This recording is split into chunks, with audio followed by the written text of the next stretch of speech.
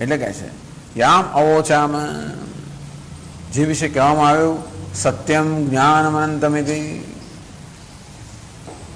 તો જેમ વિશે કહેવામાં આવ્યું સત્યમ જ્ઞાનમ અનંતમ બ્રહ્મ, એ બ્રહ્મ અવ્યતિરિક્તતા, બ્રહ્મ સ્વરૂપ અવ્યતિરિક્તતા. ટૂંકમાં આ અનુભવ પણ એવો છે જે બ્રહ્મના સ્વરૂપથી વ્યતિરિક્ત નથી.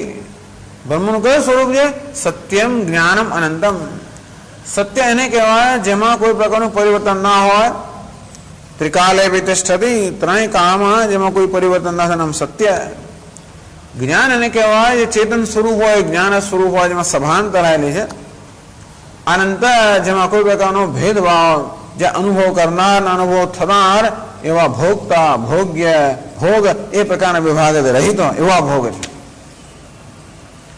એવા પ્રકારનો અનુભવ જે અનુભવમાં અનુભવિતા, અનુભૂત, અનુભવ, અનુભવ કરનાર, અનુભવનો વિષય અને અનુભવ એવા ભેદ ન હોય તો જ હંમેશા અનંત હોય ને, તો જ અનંત હોઈ શકે.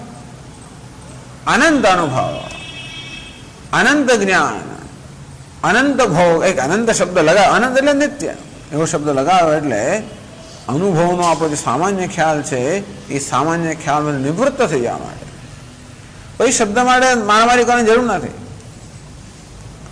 શબ્દને સમજવાની, શબ્દના લક્ષ્યાર્થનો કોઈ પણ શબ્દનો લક્ષ્યાર્થ અહીંયા લેવાનો હોવાને કારણે કોઈ પણ શબ્દ અધૂરો જ છે બિચારો. કોઈ પણ શબ્દ કેવો છે? અપૂરતો છે. કોઈ શબ્દમાં ક્ષમતા નથી કે જે કહેવાનું જે કહી શકે, છતાં અમુક શબ્દો વાપરવામાં આવે, એવા શબ્દોનો પ્રયોગ કરવામાં આવે જે ખૂબ સંકળાયેલા હોય. શક્ય સંબંધ, લક્ષણાવૃત્તિ, ગમે તે શબ્દો વાપરતો આપણને લક્ષણાવૃત્તિ શક્ય નથી. આમ આનંદ સાંભળે છે એમ ધારો કહેતો, એ જ્ઞાની પુરુષ બધો આનંદ એક સાથે સાંભળે છે. હવે કોઈ ધારો સાંભળવાને અને આનંદને આપણે સાંકળતા નથી. એટલે સાંભળે છે એવો શબ્દ કહે ને તો આપણે પેલી લક્ષણાવૃત્તિને પામી ના શકીએ. પણ ભોગવે છે એમ જયારે કહ્યું ત્યારે હા, એ ભોગવવાની અંદર આનંદ રહેલો છે, પણ ભોગવવામાં ક્ષણિકતા મળેલી છે. એ ક્ષણિકતાને દૂર કરી એને જે આનંદ રહેલો છે એ ભોગવવા શબ્દનો અર્થ છે. એટલે કે નિત્ય યાવોપલબ્ધ્યા યામ અવોચામાં સત્યમ જ્ઞાનમ અનંતમ બ્રહ્મેતિ. જેના વિશે અમે કહ્યું બ્રહ્મનું સ્વરૂપ છે સત્ય, જ્ઞાન, અનંત. એવી ઉપલબ્ધિ, એવો અનુભવ, એ અનુભવનું પણ શું સ્વરૂપ થયું? એવો અનુભવ જે સત્ય છે, એવો અનુભવ જે જ્ઞાન સ્વરૂપ છે, એવો અનુભવ જે અનંત છે. હવે અનુભવને અનંત હોવા માટે તો અનુભવમાં પેલો જે ત્રિપુટી હોય એ ન હોય તો જ અનુભવ અનંત હોઈ શકે. અનુભવ જળ ના હોય એટલે એમાં સભાનતા હોય છે. સુષુપ્તિનો અનુભવ ના ચાલે. સુષુપ્તિમાં પણ ત્રિપુટી નથી હોતી, ત્યાં પણ અંત નથી હોતો. અર્થાત ત્યાં પણ મને હું ભોગતા છું, ભોગ એ પ્રકારના કોઈ વિભાગ નથી હોતા, પણ ત્યાં જ્ઞાન નથી એટલે એ ના ચાલે. અરે સમાધિ પણ હોય, પણ એવી જો સમાધિ હોય જે જ્ઞાન ના હોય, માત્ર અનુભવાત્મક સમાધિ હોય, એને ભાવ સમાધિ કહેવામાં આવે છે. ત્યાં આ જ અનુભવ થતો હોય પણ ત્યાં હું બ્રહ્મ છું એ પ્રકારની સભાનતા ન હોય તો એ પૂરતું નથી. બહુ ઉત્કૃષ્ટ છતાંય પણ ત્યારે પણ સભાનતા હોય. સભાનતા અર્થાત કે હું માત્ર અનુભવી રહ્યો છું, એ હું ભોગતા છું એ પ્રકારની સભાનતા નહીં. એ ભોગતા પ્રકારના ખ્યાલમાંથી પણ મુક્તિ હોય, નિવૃત્તિ હોય. યા મોચામાં સત્યમ જ્ઞાનમ અનંતમ. તો શંકરાચાર્ય કહે છે કે આ જે અનુભૂતિ છે કે આ ભોગ છે એનો પણ સ્વભાવ સત્ય, જ્ઞાન, અનંત છે. જ્ઞાન સ્વરૂપ છે. આપણને એવું જ જોઈએ ને. આપણે જોઈએ તો સુખ જોઈએ. આપણે ઈચ્છીએ શું જીવનમાં? સુખ ઈચ્છીએ. કેટલું સુખ ઈચ્છીએ? જેની કોઈ અનંત સુખ ઈચ્છે ને એની કોઈ માત્રા જ ના હોય. અનંત સુખ ધારો કે આપણે એમ કે તને એક માથામાં મારીશ ફટકો તો અનંત સુખ પ્રાપ્ત થશે. ટૂંકમાં હું બેભાન થઈ જાઉં, કે હું સુષુપ્ત થઈ જાઉં, કે એવી દવા મને આપવામાં આવે જેને કારણે મને કશું ભાન જ ના રહે અને મેં અનંત સુખ ભોગવ્યું. તો કે નહીં, મને તો જ્ઞાનમ ટૂંકમાં એ અનંત સુખ તો મારે ભોગવવું જોઈએ, પણ જોડે સભાન જે એ સુખ ભોગવી રહ્યો છે એ ઉપરાંત હું એવું ઈચ્છું તો કે 25 ઉઠબેસ કર તો તને મળશે એક ક્ષણ માટે. તો એમ કરું ઉઠબેસ, કારણ કે મને એમાં રસ છે. મારી ઈચ્છા મારું ચાલે તો કોઈ પ્રકારના પ્રયત્ન વગર એવું સુખ મળે તો સુખ પણ જોઈએ, અનંત પણ જોઈએ સભાનતા પણ જોઈએ અને કોઈ પ્રકારના પ્રયત્ન વગર જોઈએ. ભલે આપણે અત્યારે પ્રયત્ન કરીએ સુખ માટે, કારણ કે આપણે જાણીએ છીએ કે એક વાર સુખ મળવાનું નથી અને એટલે પ્રયત્ન કરીએ છીએ, પણ આપણું ચાલે તો આપણે અંદરની ઝંખના કેવી છે, કોઈ પ્રકારના પ્રયત્ન વગર. ખરેખર જ્યારે સુખનો અનુભવ થતો હોય, એ ક્ષણે બધો પ્રયત્ન જતો રહ્યો હોય છે. જે ક્ષણે આપણને સુખ એટલે ઉત્કૃષ્ટ સુખનો અનુભવ થાય, ત્યારે બધો પ્રયત્ન ક્ષણ પર જતો રહ્યો હોય છે. એ ક્ષણ ક્યારેક આવી જાય, એટલે આપણે પ્રયત્ન વગરનું અનંત સભાનતા સહિતનું સુખ ઈચ્છીએ. પ્રયત્ન વગરનું હોય ત્યારે જ હોય જ્યારે અનુભવ કરનાર અને અનુભવ થનાર વચ્ચે અંતર ના હોય તો જ એમાં પ્રયત્ન ના હોય. બાકી હું જે અનુભવી રહ્યો છું એ અનુભવ કરનાર હું હોઉં અને જે અનુભવી રહ્યો છું એ બીજું હોય, તો અમે બે વચ્ચે કોઈ સાંકળનારી કડી હોય. એ કડી ક્યાં તો મનની વૃત્તિ હોય, કશુંક હોય, એ કડી હંમેશા મર્યાદિત હોવાની, તેથી એ અનુભવ ક્યારે અનંત ના હોઈ શકે. એટલે જે સુખ આપણે ઈચ્છે છે એની વાત કરવામાં આવી, પ્રયત્ન વગરનું સુખ, સ્વાભાવિક સુખ.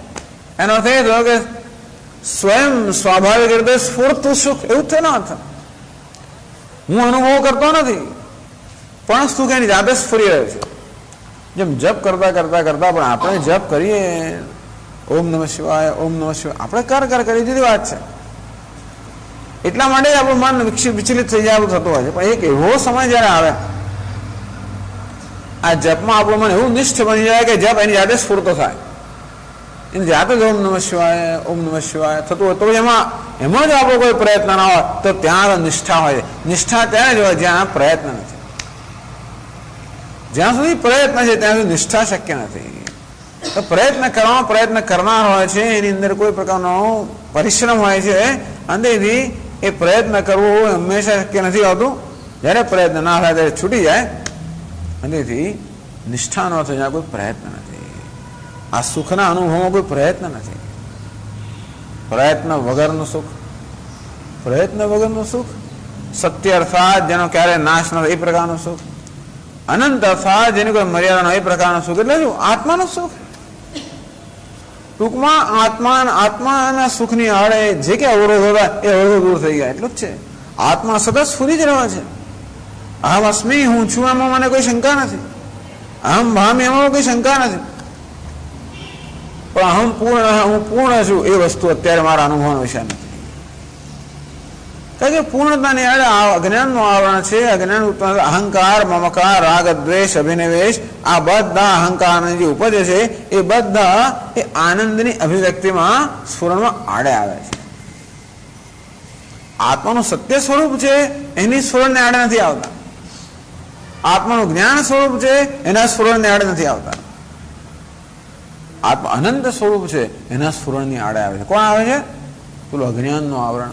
અજ્ઞાન પણ સત્ય સ્વરૂપના હું છું એને આવૃત ના કરી શકે. અજ્ઞાન પણ અમારી ચેતનતાનું હું ચેતન છું જાણું એને આવૃત ના કરી શકે. પણ અજ્ઞાન અનંત છું એને આવૃત કરે છે. અને ત્યાં આગળ વિપરીત ખ્યાલો ભ્રમ ઉત્પન્ન કરે છે. અને આ રીતે આત્માનું જે સ્વાભાવિક સુખ તો છે જ, એ સ્વાભાવિક સુખ સ્ફુરિત થઈ રહ્યું છે. પણ જ્યાં સુખ સ્ફુરિત થઈ રહ્યું છે ત્યાં આગળ અજ્ઞાન એમાંથી એની ઉપજને કારણે વિકૃત થઈને એનો આપણે દુઃખ રૂપે અનુભવ કરીએ, રાગ રૂપે અનુભવ કરીએ, દ્વેષ રૂપે અનુભવ કરીએ, અહમ રૂપે અનુભવ કરીએ. ટૂંકમાં પ્રત્યેક ક્ષણે જેનો અનુભવ કર્યા છે એ પેલા આનંદનો જ અનુભવ કરી રહ્યા છે. કેવો આનંદ? વિકૃત થઈ ગયેલો આનંદ. ક્રોધનો અનુભવ પણ આનંદનો જ અનુભવ છે, લોભનો અનુભવ પણ આનંદનો જ અનુભવ છે, દ્વેષનો અનુભવ પણ આનંદનો છે, અને સુખનો અનુભવ પણ આનંદનો જ છે. સ્વામી એવું કેમ કહેવાય? દ્વેષમાં આનંદ છે તો આનંદ જ દ્વેષ બની જાય છે. આનંદ જ આવરણ અને વિક્ષેપને કારણે વિકૃત થઈને દ્વેષ બની ગયો. એટલા જ માટે એ વૃત્તિમાં આનંદ છે કે શોધીએ તો થતું એવું હોય છે ને કે દ્વેષમાં જન્મે ત્યારે મારામાં સ્વસ્થતા હોતી જ નહીં કે હું શોધી શકું એમાં. પણ આપણે વૈજ્ઞાનિક જેવા તટસ્થ બની જાય દરેક વૃત્તિ વિશે, આમ તો દરેક વૃત્તિમાં આપણે જોઈ શકીએ કોઈ પણ વૃત્તિ આનંદ કો હિવાન્યાહ ક પ્રાણ્યાત યદેશ આકાશ આનંદો ન સ્યાત. કોઈ માણસ જીવી જ કેમ શકે? શ્વાસ જ કેમ લઈ શકે? આનંદ ન હોત તો માણસને ક્ષણમાં શક્ય નથી. એટલે જ્યારે ક્રોધ પણ આવે છે ત્યારે પણ આનંદના કારણે જ આવે છે. કેમ આવે છે? આનંદથી વંચિત રહી ગયો. દરેકે દરેકમાં આનંદ જવાબદાર છે જ. ક્રોધ ક્યારે આવે? મને કોઈ આનંદથી વંચિત રાખે ત્યારે ક્રોધ આવે. લોભ ક્યારે થાય? પેલો આનંદ આવે અને હજી પણ મને વધારે વધારે જોઈતો હોય. ઈચ્છા કેમ થાય? અત્યારે જાણે કે આનંદ જતો રહ્યો છે, મારે જોઈએ છે. કોઈ પકડી કેમ રાખવું છે? જેથી આનંદ જતો ના રહે. કોઈ દૂર કેમ રાખવું છે? જેથી આનંદ જેથી વળી આનંદ જતો ના રહે. તમે જોયો દરેક દરેક પ્રવૃત્તિની પાછળ, દરેક દરેક વૃત્તિની પાછળ આનંદ તો છે જ. એ દરેક વૃત્તિને પ્રકાશિત કરનાર જ આનંદ છે. દરેક વૃત્તિના ગર્ભમાં આનંદ રહેલો છે. અંતથી જો આપણે મનની સ્વસ્થતા જાળવી રાખીએ ને તો દરેક દરેક વૃત્તિમાં એના નિમિત્ત તો આનંદ છે. દરેક વૃત્તિનું નિમિત્ત કહેવાનો ભાવ એ છે કે પ્રત્યેક ક્ષણે સતત આનંદ જ સ્ફુરિત થઈ રહ્યો છે. એ આનંદ આ ભ્રમને કારણે વિકૃત થઈ ગયો છે. જેના બધા ભ્રમ નિવૃત્ત થઈ ગયા એને માટે હવે આનંદને સ્ફુરિત કરવાનો કોઈ પ્રયત્ન હોતો નથી. કારણ કે આત્મા એ સ્વયં સ્ફુરિત છે. અહમસ્મી સદાભામે કદાચિન નાહમ પ્રિય બ્રહ્મ વિવાહમત સિદ્ધમ સચ્ચિદાનંદ લક્ષણમ. અદ્વૈત મકરંદનો પહેલો શ્લોક, પહેલો એટલે બીજો શ્લોક, મંગલાચરણ પછીનો. અહમસ્મી, હું છું, સદાભામી, સદા ભાસી રહ્યો છું, કદાચિત નાહમ પ્રિય, હું ક્યારેય મારી જેટલા પ્રિય નથી. સિદ્ધ થઈ ગયો. બ્રહ્મ વિવાહમત સિદ્ધમ, હું બ્રહ્મ છું, સિદ્ધ થઈ ગયો. કેવું બ્રહ્મ? સચ્ચિદાનંદ લક્ષણમ. આ સચ્ચિત આનંદ લક્ષણ બ્રહ્મ જો સિદ્ધ થઈ ગયો, એ જ બ્રહ્મ સતત સ્ફુરી રહ્યું છે. માત્ર એ સ્ફુરણમાં એની વિકૃતિ થઈ રહી છે.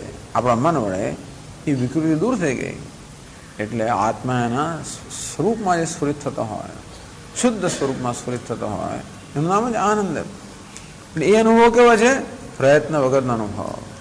આનંદ સ્ફુરિત થઈ રહ્યો છે. એમ પેલો ફુવારાની જેમ, ધારો કે જેમાં આપણો પ્રયત્ન ના હોય. આનંદ અનુભવ છે તો પ્રયત્ન નથી. એટલે એને સ્વરૂપભૂત આનંદ કહેવાય. બ્રહ્મ સ્વરૂપ અવ્યતિરિક્તયા યામ અવોચામાં સત્યમ જ્ઞાનમ અનંતમિતિ. કેટલી બધી સ્પષ્ટતા છે શંકરાચાર્યમાં. આત્માની સ્પષ્ટતા તો જુદી વાત છે, પણ શાસ્ત્રની સ્પષ્ટતા કે એક એક શબ્દ દ્વારા શાસ્ત્ર શું કહેવાય? સહ શબ્દની વાત, સહ શબ્દનો પ્રયોગ કરીને એક ચમત્કૃતિ થઈ ગઈ કે એમ કરીને સ્વરૂપભૂત આનંદ, બ્રહ્મ સ્વરૂપ અવ્યતિરિક્તયા યામ ઓછામાં સત્યમ જ્ઞાનમ. અચ્છા, એ જ કહે છે એમને. આ વસ્તુ શાસ્ત્ર કહી રહ્યું છે. કેવી રીતે કહે છે?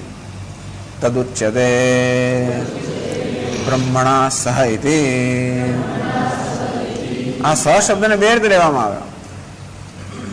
સહ શબ્દને સર્વાન કામાન સહ અશ્નુતે એમ કહેવામાં આવ્યું.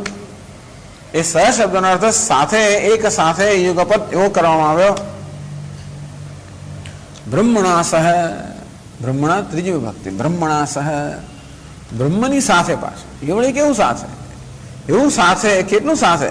એવું સાથે જેમાં કોઈ પ્રકારનું અંતર ના હોય એટલું સાથે. એટલે બ્રહ્મ સ્વરૂપ એવો અર્થ કરવામાં આવ્યો. બ્રહ્મણા સહનો અર્થ કરવામાં આવ્યો બ્રહ્મ સ્વરૂપે.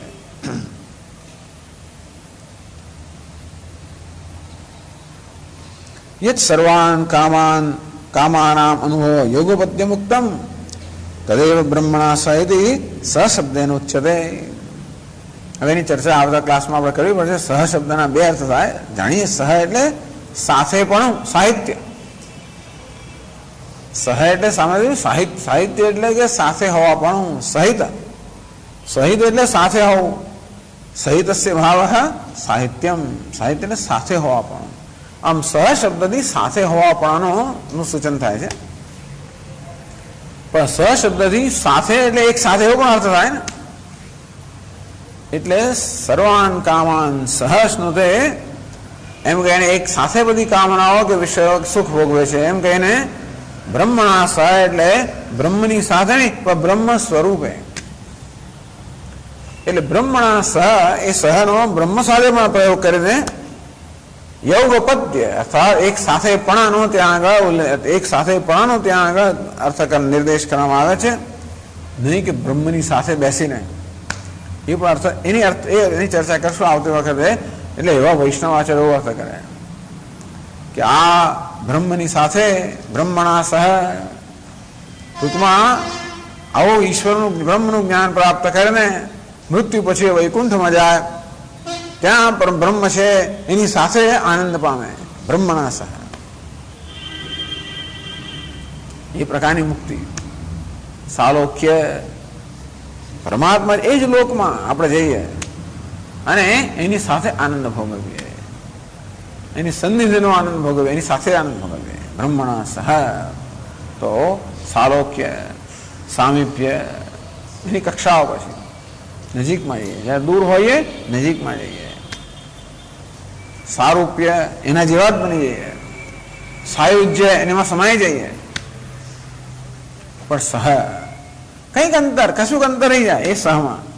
સહમાં હંમેશા કોઈની સાથે, એમાં જેની સાથે હોવું એની સાથે કશુંક અંતર તો રહી જ જાય. સાહિત્ય સાથે હોવા પણ આમાં હંમેશા અંતર તો સમાયેલું જ હોય. તો કે નહીં, યોગપત્ય. આ સહ સાથે એટલે સાથે નહીં, બ્રહ્મ સ્વરૂપે. એટલે આ વિદ્વાન બ્રહ્મ સ્વરૂપે બ્રહ્મ જ બની જાય છે. બ્રહ્મવેદ બ્રહ્મયોગ ભવતી. એ બ્રહ્મ છે જ, એ આવરણ દૂર થવાથી બ્રહ્મ જાણે બની ગયો. એ બ્રહ્મ સ્વરૂપે આ સર્વ આનંદ એક સાથે ભોગવી રહ્યો છે. એ ઉપનિષદમાં કહેવાનો હેતુ છે.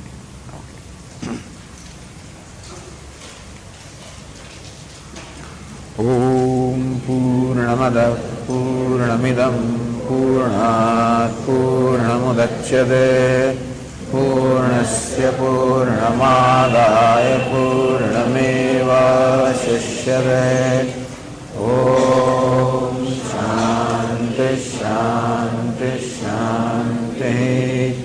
શંકરં શંકરાચાર્યં કેશવં બાદરાયણં સૂત્રભાષ્યકૃતો વંદે ભગવન્તો પુનઃ પુનઃ. ઈશ્વરો ગુરુરાત્મેતિ મૂર્તિભેદવિભાગિને વ્યોમવદ્વ્યાપ્તદેહાય દક્ષિણામૂર્તયે નમઃ. ઓમ શાંતિ શાંતિ શાંતિ. હરિ ઓમ શ્રી ગુરુભ્યો નમઃ. હરિ ઓમ. બ્રહ્મવિદાપ્નોતિ પરમ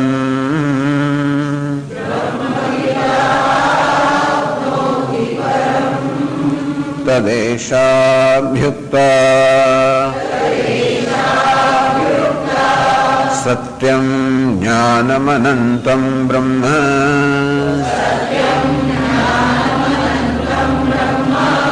યો વેદ નિહિतं ગુહાયાં પરમે વ્યોમન.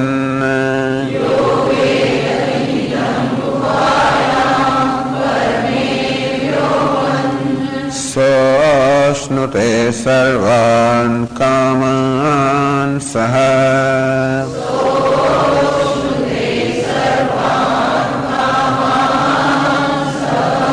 બ્રહ્મણા વિપશ્ચિતેતિ.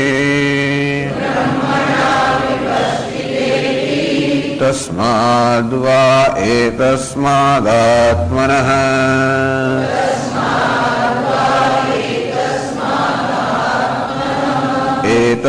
एतस्मादात्मनः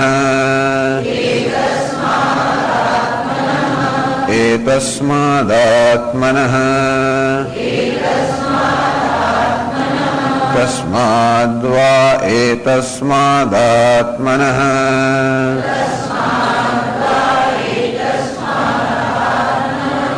आकाशः सम्भूतः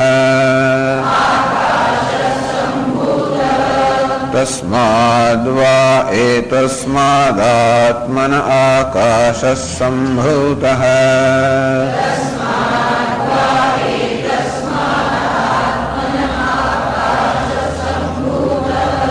आकाशाद्वायुः वायोरग्निः अग्नेरापः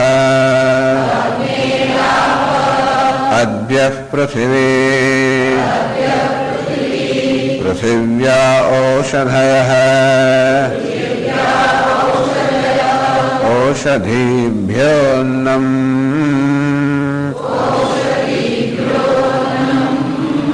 अन्नात् पुरुषः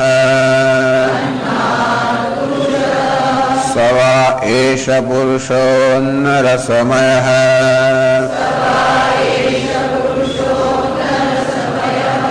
तस्येदमेव शिरः शिरः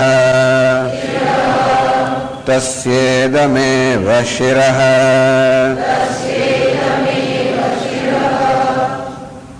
शिरः शिरः કેટલું મુશ્કેલ છે ને આટલું સરળ બોલું કશું ઊંચું ઊંચું કર્યા વગર શિરઃ તસ્યેદમેવ શિરઃ અયં દક્ષિણઃ પક્ષઃ પક્ષ નહીં પક્ષ એ કૂતરાની પૂંછડી વાંકી થાય સીધી કરવો મુશ્કેલ પડે છે અયં દક્ષિણઃ પક્ષઃ अयमुत्तरः पक्षः अयमात्मा इदं पुच्छं प्रतिष्ठा तदप्येष श्लोको भवति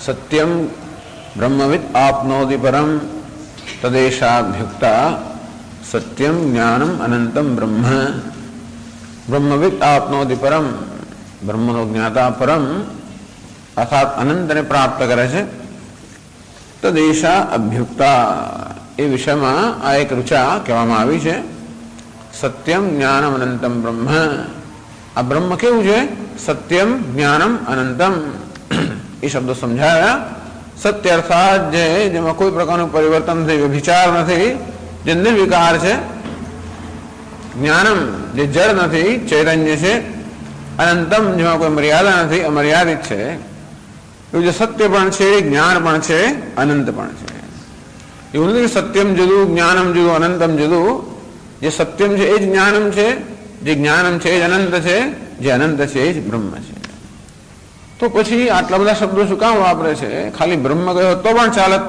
સત્યમ ગયો તો પણ ચાલત આ દરેક દરેક જે શબ્દ છે એ બ્રહ્મનું લક્ષણ દર્શાવે છે એટલા જ માટે કે જેથી આપણે બ્રહ્મ શબ્દના બ્રહ્મને સારી રીતે સમજી શકીએ કારણ કે આ દરેક દરેક શબ્દનો કોઈનો કોઈ પ્રકારનો અર્થ આપણા મનમાં અત્યારે નિશ્ચિત થયેલો છે આ સત્ય જ્ઞાન અનંત આ બધા શબ્દો આપણી ભાષામાં વાપરતા હોઈએ છીએ દરેક શબ્દ માટે આપણા અર્થમાં કોઈ પ્રકારનો આપણા મનમાં કોઈ ખ્યાલ બંધાયેલો હોય અને કોઈ પ્રકારના ખ્યાલમાં બ્રહ્મ મર્યાદિત ન થાય એટલા માટે ત્રણ શબ્દોનો પ્રયોગ કર્યો સત્યમ જે અવ્યભિચારી છે જે નિર્વિકાર છે તો પછી ચર્ચા કરી કે કયું અવ્યભિચારી છે કોણ નિર્વિકાર છે તો કાર્યની સરખામણીમાં કારણ નિર્વિકાર છે કાર્યમાં પરિવર્તન થાય કારણમાં પરિવર્તન ન થાય સત્યમ બ્રહ્મ બ્રહ્મ સત્ય સ્વરૂપ જે થાય જગતનું કારણ છે જગતમાં જે કંઈ છે સર્વ વ્યભિચારી પરિવર્તનશીલ છે એનું કારણ બ્રહ્મ છે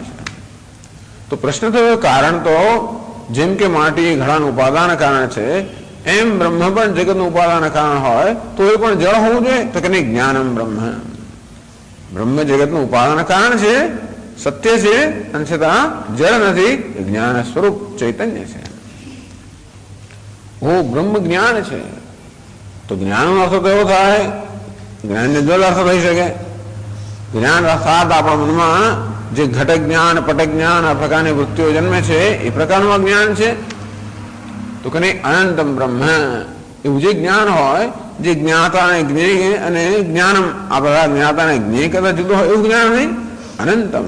તો જ્ઞાતા, જ્ઞેય અને જ્ઞાન એ ત્રણેયમાં જે નિર્વિશેષ તત્વ રહેલું છે એવું જે જ્ઞાન છે એ જ્ઞાન. આમ સત્યમ જ્ઞાનમ અનંતમ બ્રહ્મ એમ કહીને શંકરાચાર્યમાં જે બતાવ્યું કે વેદિતુ આત્મા, આ બ્રહ્મ છે ખરેખર વેદિતુ અર્થાત વેદિતુ એટલે જે જાણવા માંગે છે એનું જ આત્મા છે, અર્થાત બ્રહ્મને આત્મરૂપે જાણવાનું છે. યો વેદ નિહિતમ ગુહાયામ પરમે વ્યોમન. સમજાયું કે પરમે વ્યોમન નિહિતમ, આ બ્રહ્મ ક્યાં રહેલું છે? પરમ વ્યોમમાં રહેલું છે. વ્યોમ એટલે કે આકાશ, એક પરમ આકાશ કે પવિત્ર આકાશ છે એમાં બ્રહ્મ રહેલું છે. પવિત્ર આકાશ કયું સમજાયું કે આ બધું હૃદય છે એમાં જે આકાશ છે અને એમાં ગુહા અર્થાત બુદ્ધિ છે એમાં બ્રહ્મ આત્મરૂપે પ્રકાશ રહે છે.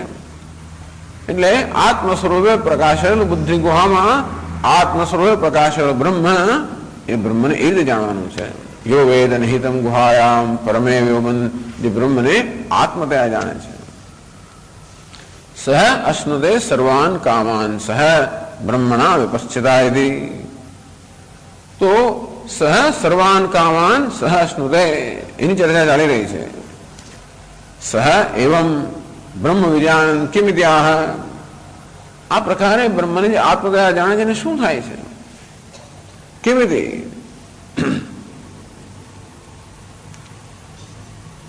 અશ્નુદે ભુંક્તે સર્વાન નિરવશિષ્ટાન કામાન કામ્યાન ભોગાન ઇત્યર્થ.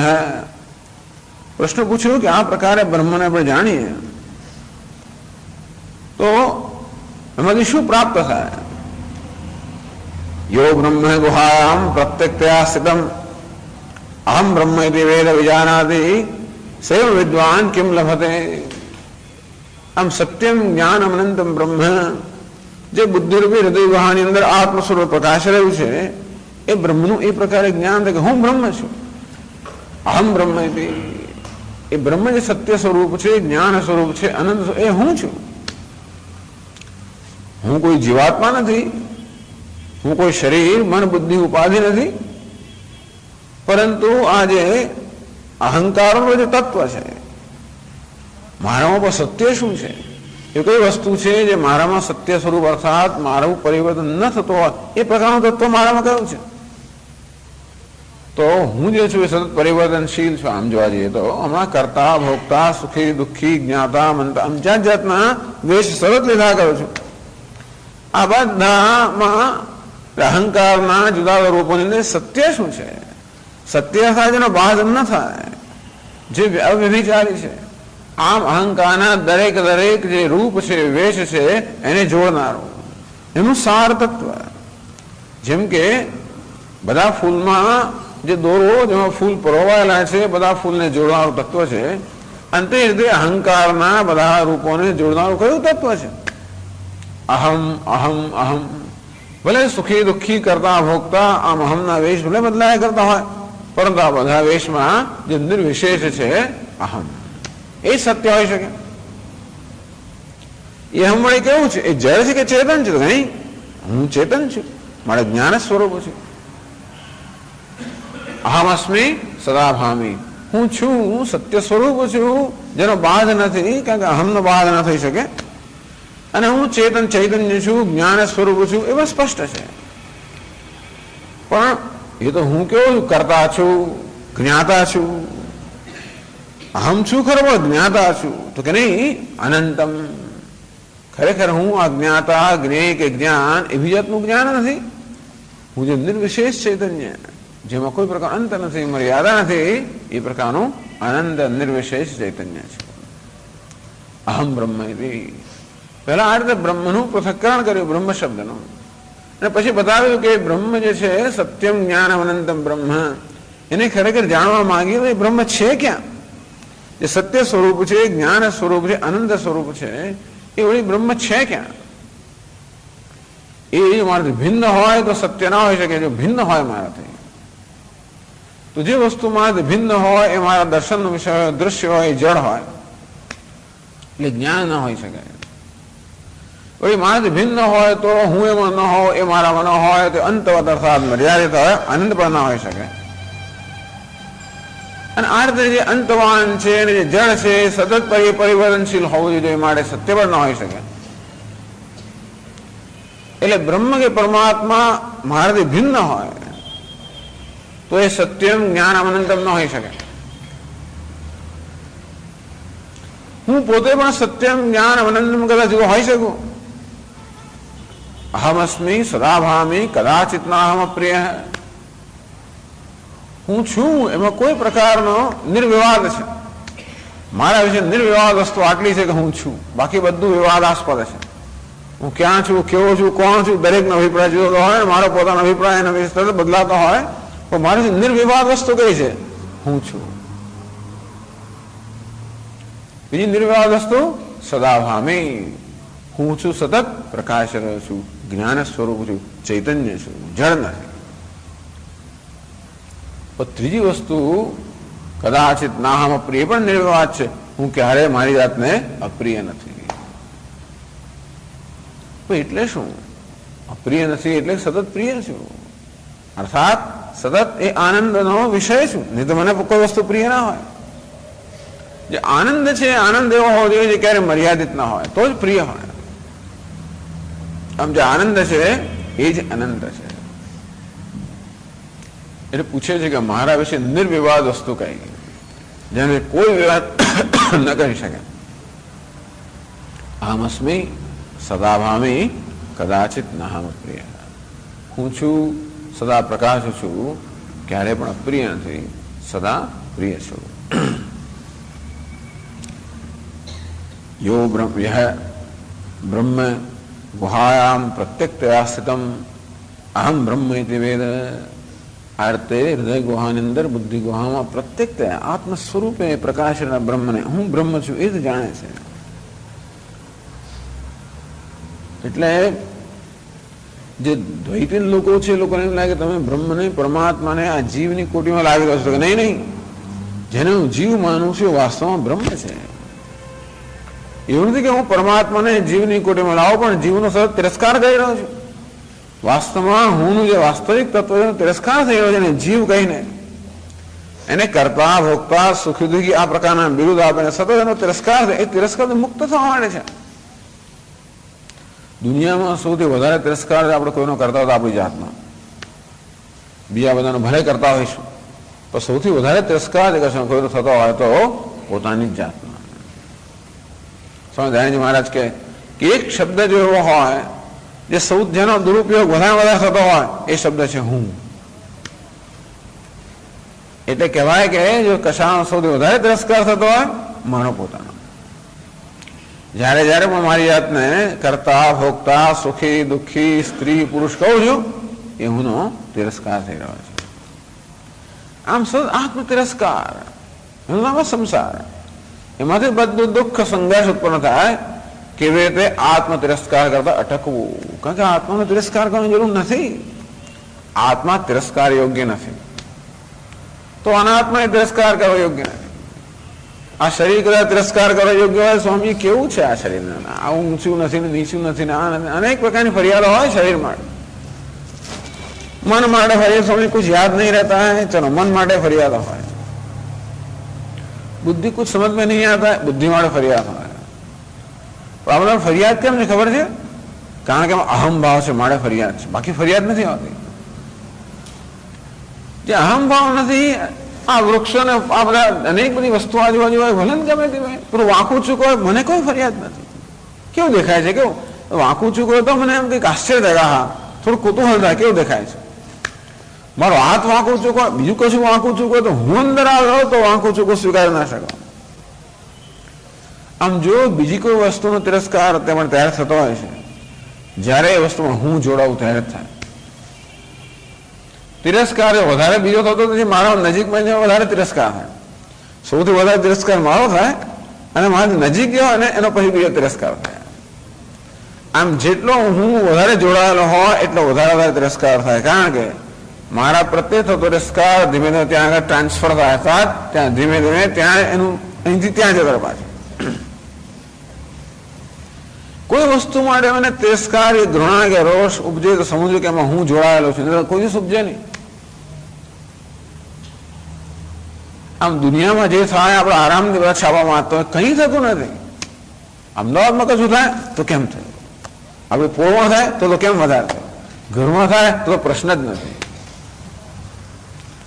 સ્વાભાવિક છે, એવું ન થવું એમ નથી કહેતો, પણ વસ્તુ એ કે આજે આત્મ તિરસ્કાર થયેલો છે એમાંથી મુક્ત કરવું મોક્ષ. મોક્ષ અર્થાત આત્માના તિરસ્કાર કરતા બંધ થવું, આત્માને આદર આપવો. અસૂર્યાનામ તે લોકાહ અંધેન તમસાવૃતાહ તાંસ્તે પ્રેત્યાવિગચ્છન્તિ એ કે છે આત્મહનો જનાઃ. આત્મા તિરસ્કાર કરનારા લોકો આત્મહન અર્થાત આત્માનો ઘાત કરનારા છે. અને અસૂર્યાના લોકો, અસુરોનો જે યોગ્ય લોક છે એમાં છેવટે એમની ગતિ થાય, મર્યા પછી નહીં, જીવે રહે પણ. એટલે આ જે જ્ઞાન છે આત્માનો આદર કરવા માટે છે, પોતાનો આદર કરવા માટે. આપણે સતત ફરિયાદ કરીએ, સ્વામી મારો આદર થતો નથી, સાચી વાત નહીં થતો હોય. મને પેલા એમ કહ્યું, પેલી ફલાણું કહ્યું, પેલા એમ કર્યું, બરાબર છે, આદર થતો નથી. પણ આપણે કેટલી આદરની કેટલી જરૂર છે આપણને, છે જ. પહેલી વસ્તુ એ છે કે આપણે જ આપણો આદર કરવા માંડીએ, આપણે આપણો તિરસ્કાર ન કરીએ. એવું ત્યારે જ થાય જ્યારે અહમનું જ્ઞાન થાય, નહીતર ન થાય. નહીતર થયેલો આદર પાછો બીજું કંઈક મુશ્કેલીવાળો આદર હશે, ટૂંકમાં એ સંસાર જ હશે.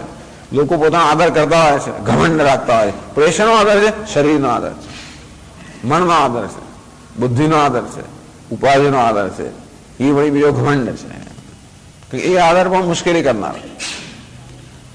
એક તો પોતાનો અનાદર થઈ રહ્યો છે અને હું નથી એનો આદર થઈ રહ્યો છે. કેટલી બધી મુશ્કેલી છે ને, બંને રીતે મુશ્કેલી.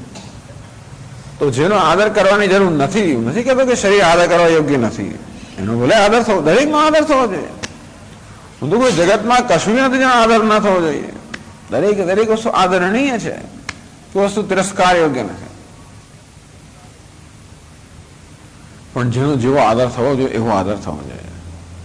પછી મારા જોડાનું માથે લઈને ફરવું એ આદર બરોબર નથી. એના સ્થાન પ્રમાણે આદર થવો જોઈએ, વ્યવહારમાં આદર થવો જોઈએ. કેવો? સ્થાન પ્રમાણે.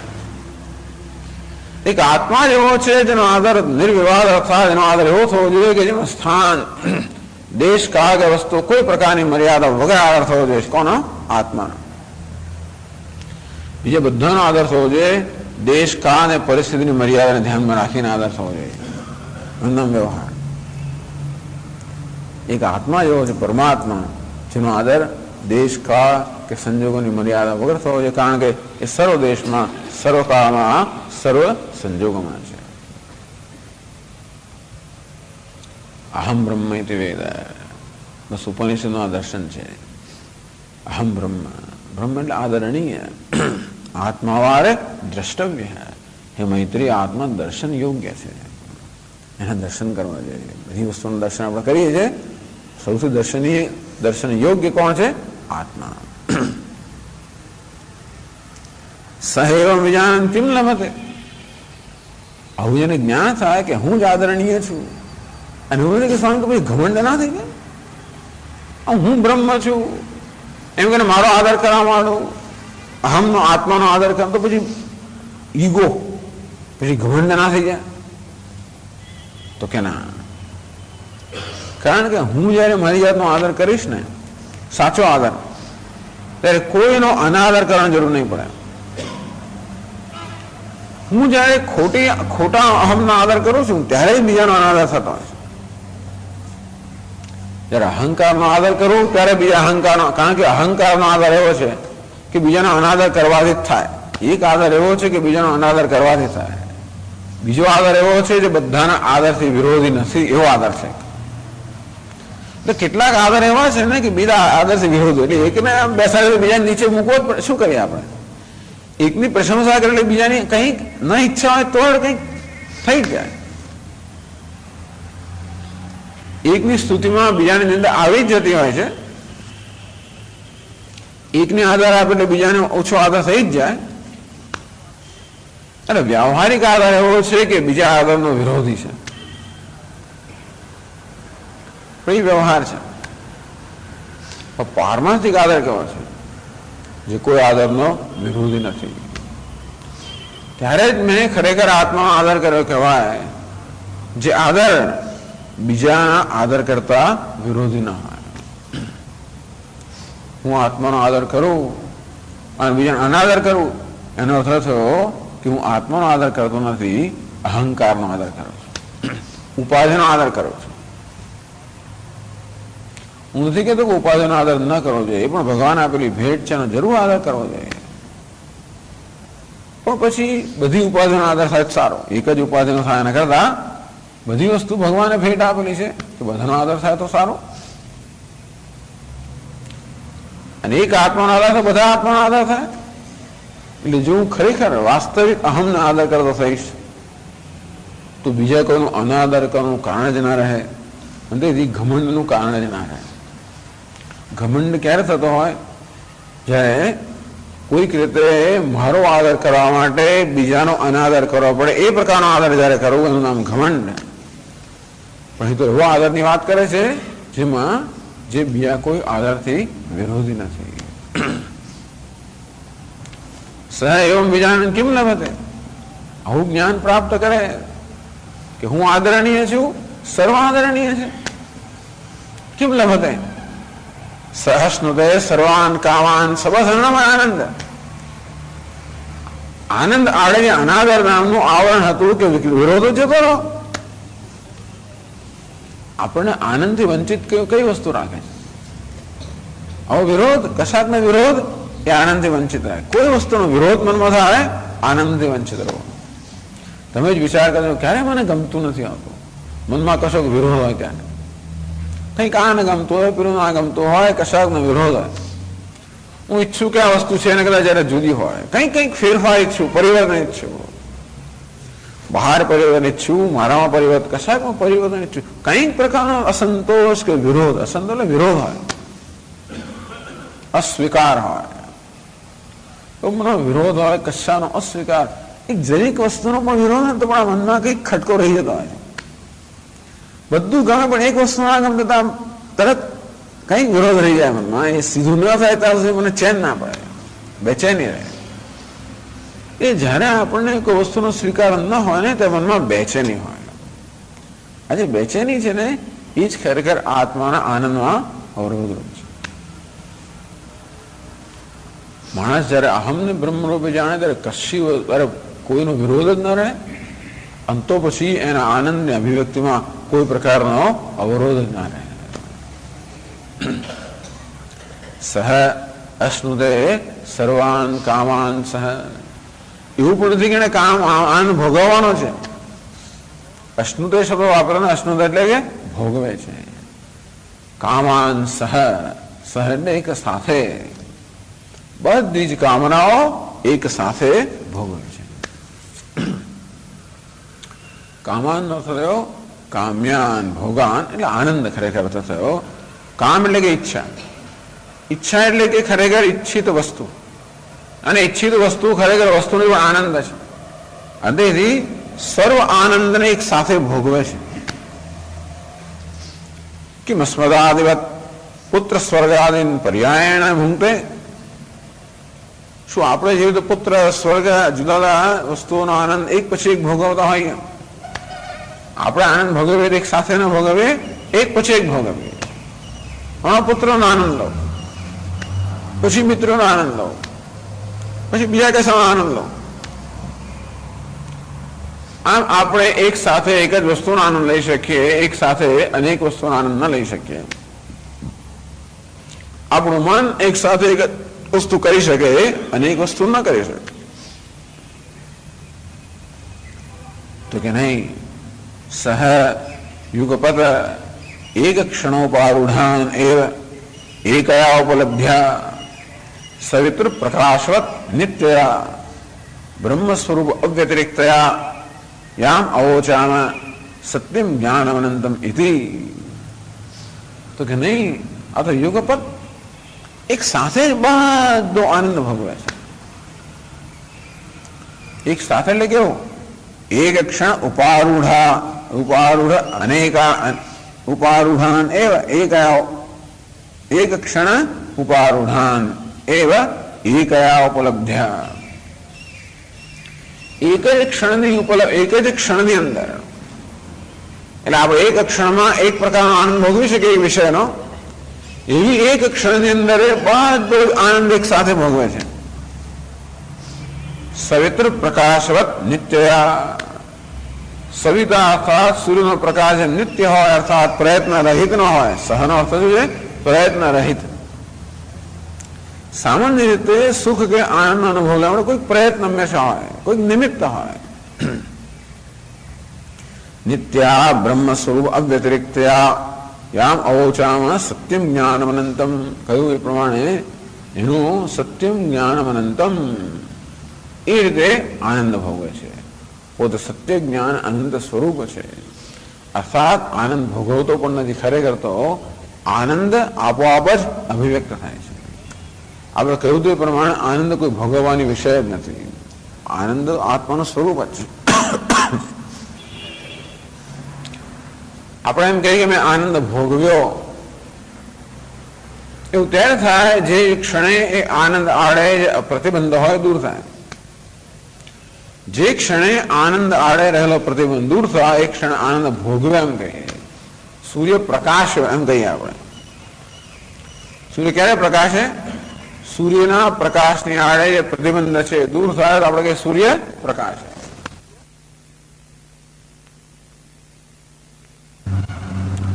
કે એની આડે જે અવરોધ હતો એ દૂર થયો.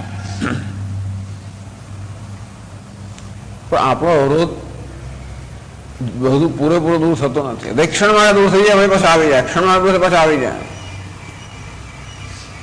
એટલે કહ્યું નહીં યુગપત એક સાથે. ટૂંકમાં કોઈ અનુભવ નથી. અનુભવ હોય ને તો ક્યારેય પણ અનંત ના હોઈ શકે. અનુભવ કરનાર, અનુભવનો વિષય, અનુભવ આ બધી વસ્તુ હોવાને કારણે ક્યારે અનંત ના હોઈ શકે.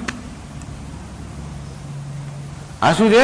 સ્વરૂપ છે, જે હંમેશા છે જ. સ્વરૂપ અર્થાત જે છે જ નિત્ય. આનંદ કેવો છે?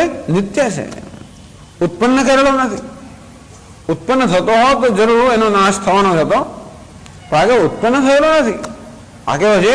નિર્નિમિત્ત, સદા વિદ્યમાન છે.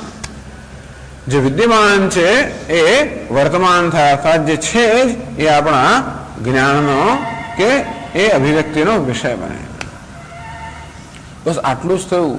આત્માનો તિરસ્કાર થતો અટક્યો, એટલે તિરસ્કારરૂપ જે અવરોધ હતો, અવરોધ દૂર થયો. અંતેથી આનંદ જે વાસ્તવિક પ્રકાશી જ રહ્યો છે. જેમ વાદળ દૂર થતા પ્રકાશ રહેલા સૂર્યનો જ પ્રકાશ આપણે અનુભવીએ, અંતે રીતે અવરોધ દૂર થતા જે ભાસી રહેલો આનંદ છે એ જ આપણે એનો અનુભવ કરો, અથવા તો એ આનંદમાં એ આનંદ જે છે એનો તિરસ્કાર કરતા બંધ થવો.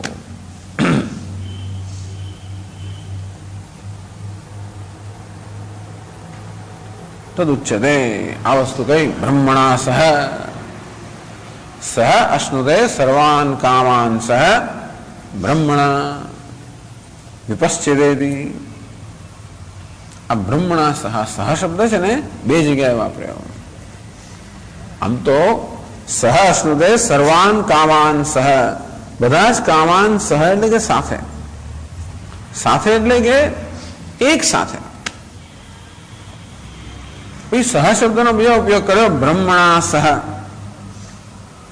ખરેખર ત્યાં સહની જરૂર નથી. બ્રહ્મણા આ સહ શબ્દ છે ને એ કામાન સહ એમ કર્યો, અને બ્રહ્મણા અશ્નુતે.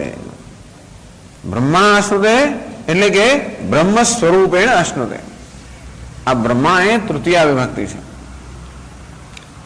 હવે આ સહ શબ્દ જે છે ને એ સહ શબ્દનો એક એવો એવી એક વ્યવસ્થા છે કે જ્યારે સહ શબ્દનો પ્રયોગ કરવામાં આવે ત્યારે જેની સાથે પ્રયોગ થયો હોય એ તૃતીય વિભક્તિમાં હોય. રામેણ સહ લક્ષ્મણ ગચ્છતિ. રામની સાથે લક્ષ્મણ જઈ રહ્યા છે. તો સાથે છે ને રામની સાથે આપણે કે પણ સંસ્કૃત રામેણ સહ. તો અહીં પણ બ્રહ્મણા આ ત્રીજી વિભક્તિ છે.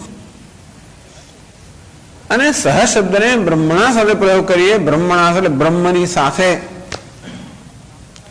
એટલે બ્રહ્મની સાથે સાથે રહીને આ આનંદનો ઉપયોગ ઉભો કરે, એવું પણ અર્થ કરવામાં આવ્યો.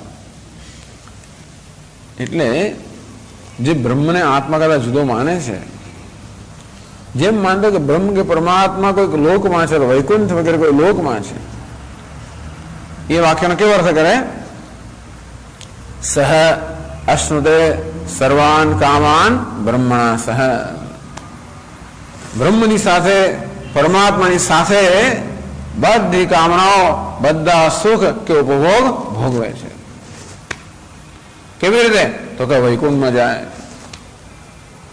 તો આ પ્રકારના જ્ઞાનથી એનું મૃત્યુ થયા પછી અર્ચિરાવધિ અર્થાત ઉત્તરાયણ માર્ગથી આ જીવ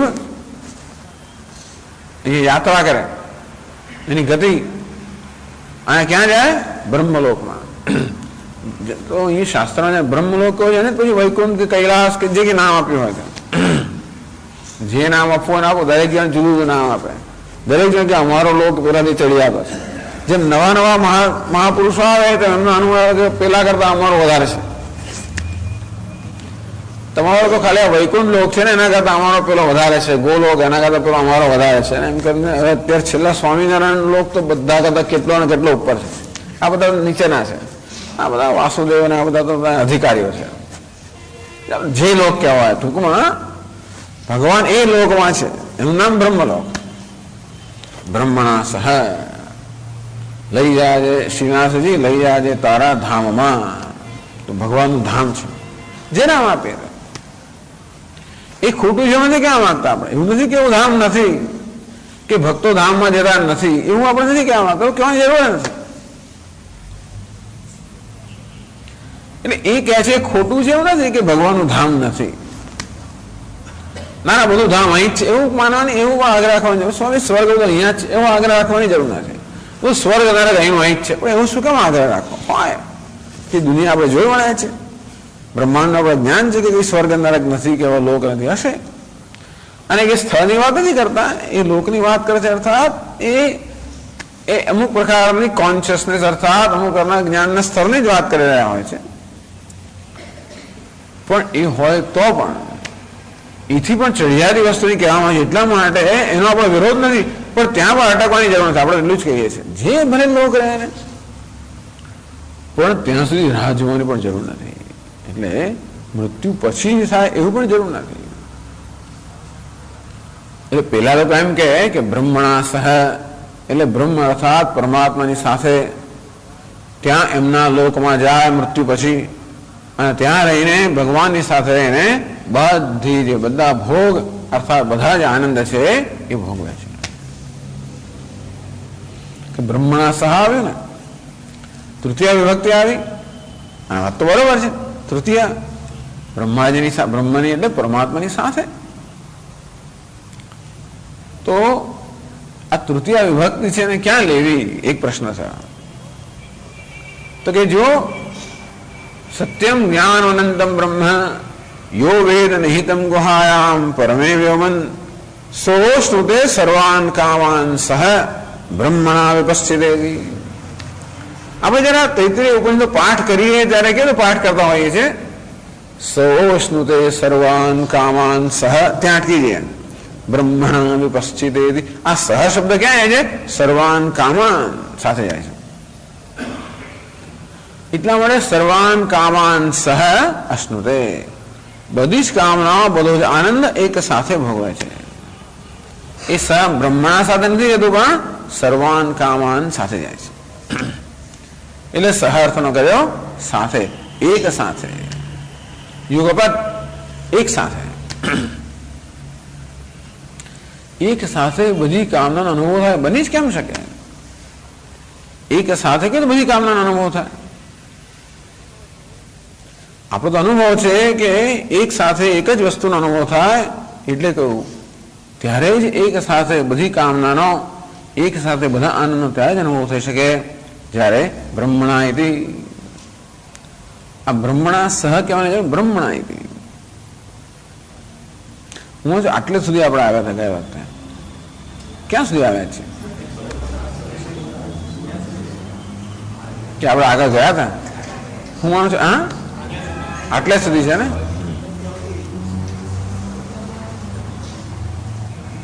અચ્છા, તો હવે જરા વાંચો ભાષામાં. જડે હું જે વાંચ્યું તો બસ છે ને, જડી ગયું છે ને. અચ્છા. તદુચ્યતે બ્રહ્મણા સહ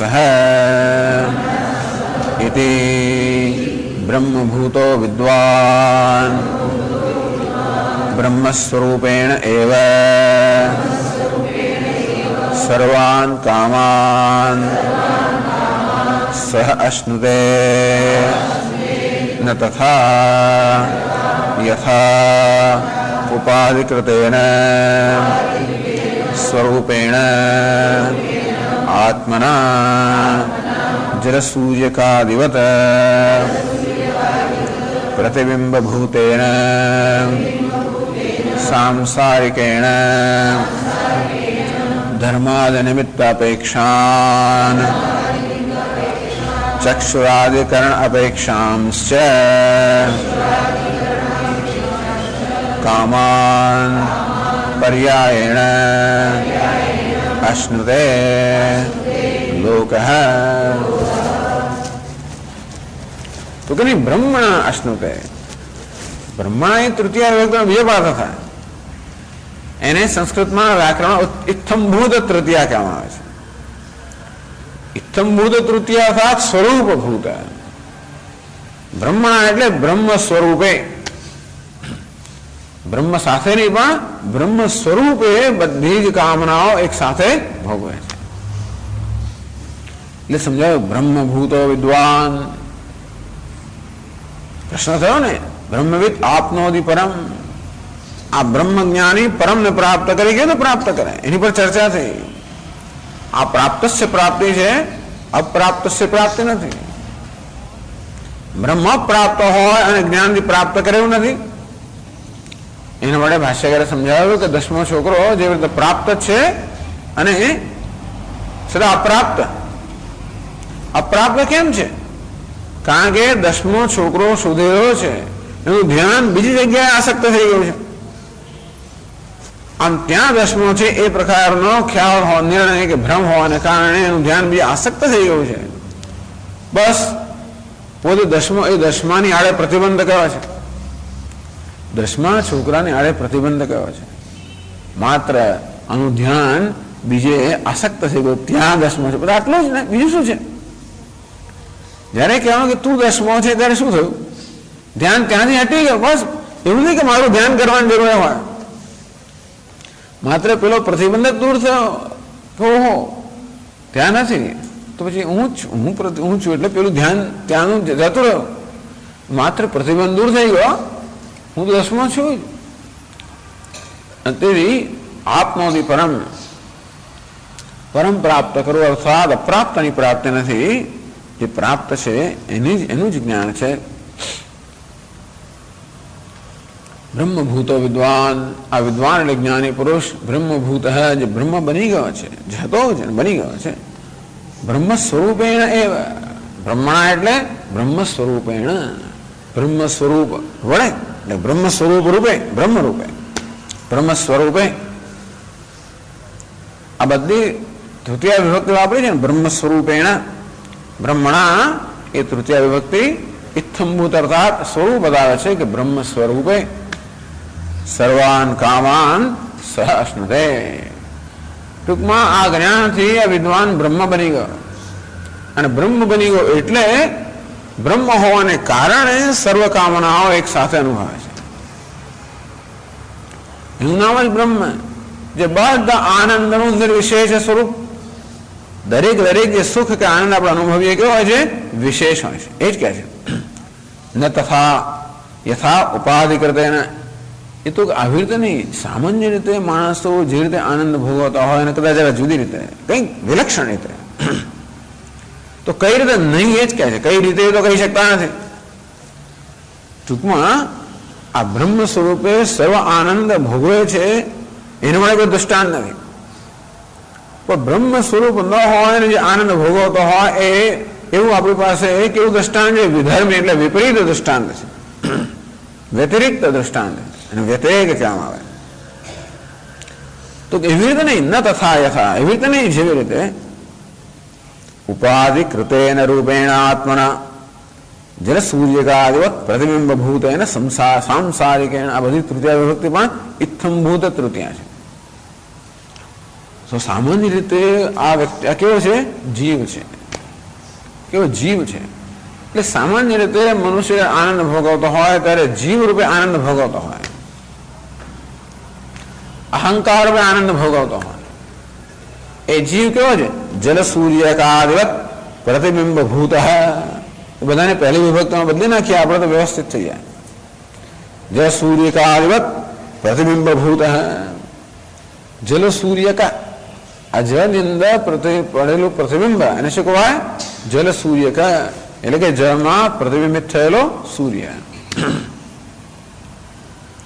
પ્રતિબિંબ ભૂત. આ જીવ જે છે એ બ્રહ્મનું પ્રતિબિંબ છે, બ્રહ્મ નથી.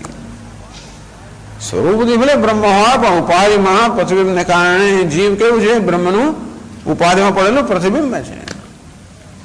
જેમ પેલો જલ સૂર્ય કા જળમાં રહેલો સૂર્ય શું છે? સૂર્યનું જળમાં પડેલું પ્રતિબિંબ છે. સાંસારિક એ પ્રતિબિંબ કેવું છે? સંસારી છે. સંસાર અસહાય પરતંત્ર છે. પ્રતિબિંબ કેવું છે? પરતંત્ર. પાણી એક ડોલ બીજી ડોલમાં રહે તો પ્રતિબિંબ શું થાય? એક ડોલમાંથી બીજી ડોલ. બિચારા પ્રતિબિંબ નક્કી ના કરે. પાણી હાલે તો પ્રતિબિંબ શું થાય? હાલે. પાણીમાં કચરો તો પ્રતિબિંબ કેવો બની જાય? નિસ્તેજ બની જાય. આમ સંસાર બધી રીતે પરતંત્રતા. સાંસારિક ટૂંકમાં આ બિચારો જીવ આનંદ ક્યારે ભોગવી શકે? જ્યારે ઉપાધિ અનુકૂળ થાય ત્યારે. પ્રતિબિંબ પણ ચોખ્ખું ક્યારે દેખાય? અને હલનચલન કર્યા વગરનું ક્યારે દેખાય? જળ રૂપી ઉપાધિ એના પર ઉપકાર કરે ત્યારે.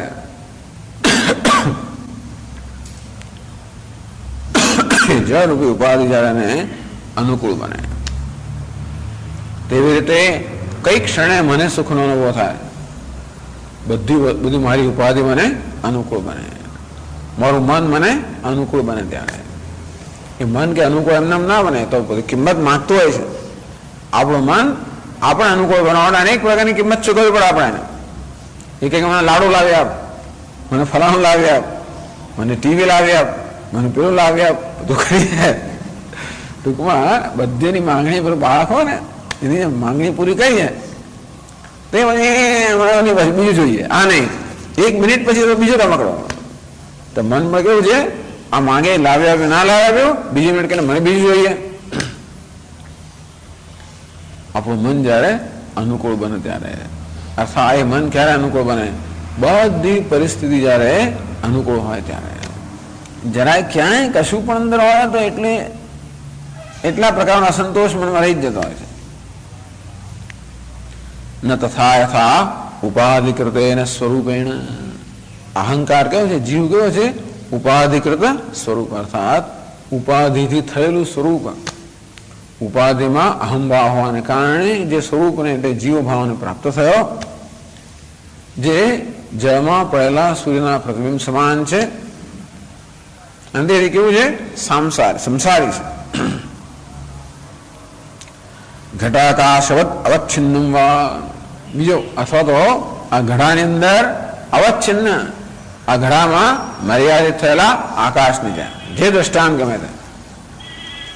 એટલે એક આવી વેદાંત સંપ્રદાયમાં એક પ્રથા શૈલી છે કે બે દ્રષ્ટાંત આપવા.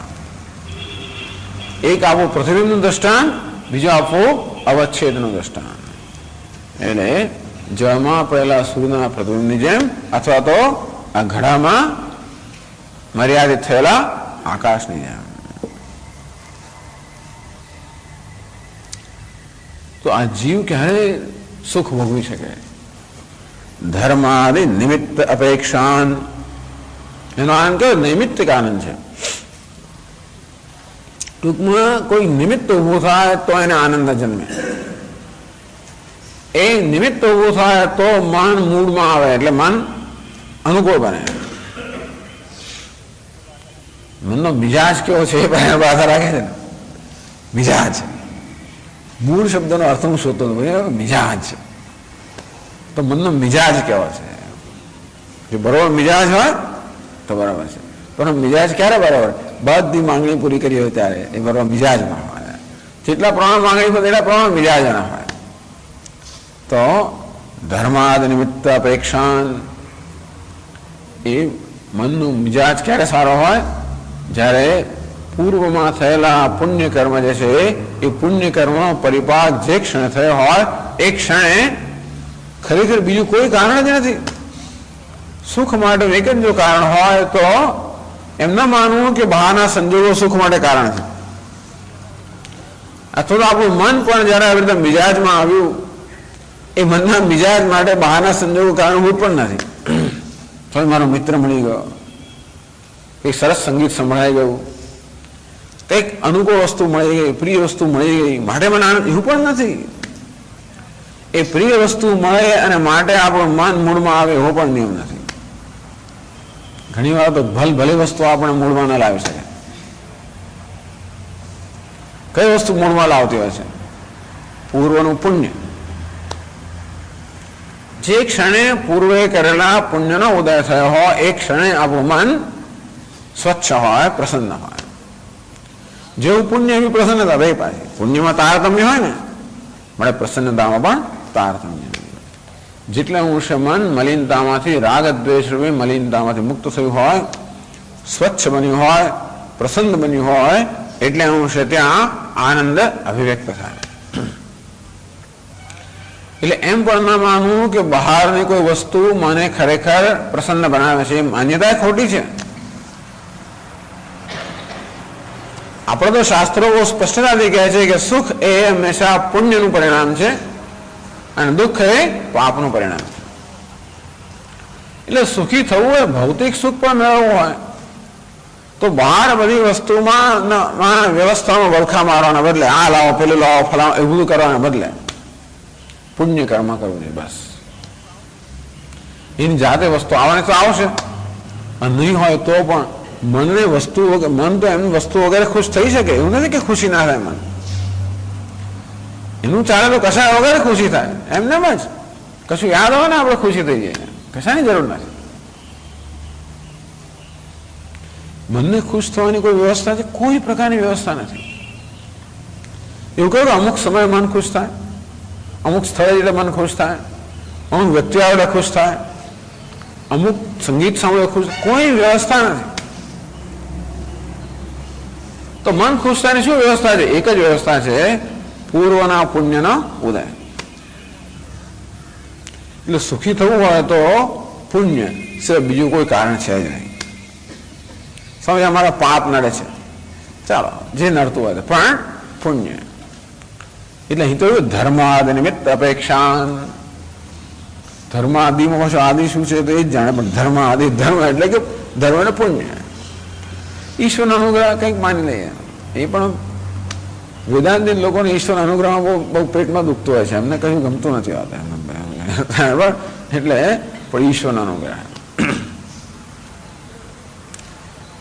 એમને એમ કે ના ના ઈશ્વર અનુગ્રહ છે, અનુગ્રહ મેં કર્યું છે. એટલે પાછું હા, તું કરનારો કોણ છે? પાછું તે કર્યું કેવી રીતે?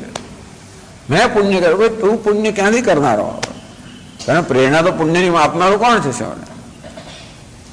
એટલે ધર્મ વગેરે એવા કંઈક નિમિત્ત હોય, ધર્મ કે ઈશ્વરનો અનુગ્રહ એવા કે નિમિત્તને કારણે, અથવા ધર્મને કારણે બહારના સંજોગો અનુકૂળ બન્યા, એને કારણે મન પણ ખુશ થયું. ચક્ષુરાદિકરણ અપેક્ષાંશ છે. સામાન્ય રીતે વિષયોનો આનંદ ભોગવવા માટે વિષય હોય એટલું પૂરતું નથી, પરંતુ આપણે ઇન્દ્રિયો જે છે એ ઇન્દ્રિયો પર આપણને અનુકૂળ હોવી જોઈએ. એટલે ભલે ને સરસ સંગીત હોય છતાં એનો ત્યારે જ આનંદ માણી શકીએ જ્યારે આપણા કાન જે છે એ આપણને સાથ આપતા હોય ત્યારે. માત્ર મન સાથ આવે એટલું પૂરતું નથી, આપણે ઇન્દ્રિયો પર સાથ આપવી જોઈએ. સરસ સરસ વસ્તુ જોવાની હોય ત્યારે આપણે આનંદ માણી શકીએ જ્યારે આપણા ચક્ષુ, આપણી આંખો આપણને સાથ આપતી હોય. ટૂંકમાં વિષયનો આનંદ માણવા માટે માત્ર મન પૂરતું નથી, પરંતુ ઇન્દ્રિયોની પણ આવશ્યકતા હોય છે. ચક્ષુરાદિકરણ અપેક્ષાંશ છે. સર્વાન કામાન પર્યાયણ અશ્નુતે લોક હૈ. લોક એટલે સામાન્ય મનુષ્યો.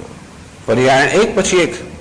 સામાન્ય મનુષ્યો એક પછી એક આનંદ ભોગવી શકે. અંતે પણ એક પછી એક આનંદ ભોગવા, કોઈ પણ આનંદ ભોગવા માટે પણ પાછા અનેક નિમિત્તોની જરૂર છે. આપણે અનુકૂળ વિષયરૂપી નિમિત્ત જોઈએ. ઇન્દ્રિય આપણને અનુકૂળ હોય એ પ્રકારનો નિમિત્ત જોઈએ. અને મન હોય પાછું યોગ્ય મિજાજમાં હોય આ પ્રકારનું નિમિત્ત જોઈએ. આ બધા નિમિત્તો જ્યારે હોય ત્યારે સામાન્ય મનુષ્ય સાથે જીવ એક આનંદ ભોગવી શકે, એક વિષયનો આનંદ એક સાથે ભોગવી શકે. આટલું બધું થાય ત્યારે પણ માત્ર એક સાથે એક જ વિષયનો આનંદ ભોગવી શકે, અનેક વિષયનો નહીં. તો આવી રીતે બ્રહ્મજ્ઞાની આનંદ ભોગવે તો નહીં, ન તથા યથા, આવી રીતે નહીં. આજે દ્રષ્ટાંત આપ્યું. દ્રષ્ટાંત હંમેશા એવું આપવામાં આવે જેને આપણે પરિચિત હોઈએ, જે સર્વને સંમત હોય. એટલે આ બધાના અનુભવનો વિષય છે કે હું ક્યારે આનંદ ભોગવી શકું છું.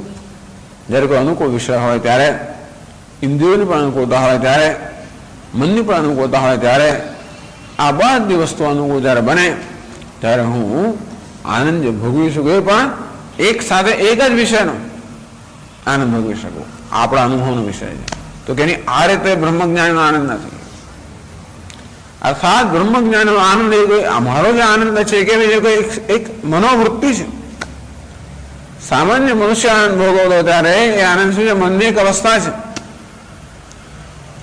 આ બ્રહ્મજ્ઞાની આનંદ ભોગવે તો કોઈ મનની અવસ્થા નથી. જો મનની અવસ્થા હોય તો કોઈ કે મર્યાદિત હોય જ. આ શું છે? એટલે કહ્યું બ્રહ્મણા સ્વરૂપભૂતેના. તો બ્રહ્મ સ્વરૂપેણ સર્વાન કામાન અશ્નુતે. બ્રહ્મ સ્વરૂપતયા બધી જ કામનાઓ ભોગવે છે એમ પણ ના કહેવાય. ભોગવવો પણ એની અંદર પછી પ્રયત્ન આવ્યો કે એમાં પણ ભોગવવું એ પણ એક મનની સ્થિતિ થઈ ગઈ. પણ કયો શબ્દ વાપરે? એટલે અશ્નુદય શબ્દ વાપર્યા પછી સહ શબ્દ વાપરે ને અશ્નુદયને કારણે જે ખ્યાલ ઉત્પન્ન થયો એને દૂર કરે છે. સહ અશ્નુદે સર્વાન કામાન, બધી જ કામનાઓ ભોગવે છે. ભોગવવાથી આપણા મનમાં એક પ્રકારનો ખ્યાલ ઉત્પન્ન થાય એને દૂર કરે છે. સહ એક સાથે ભોગવે છે. એટલે ભોગવવા પણ નથી.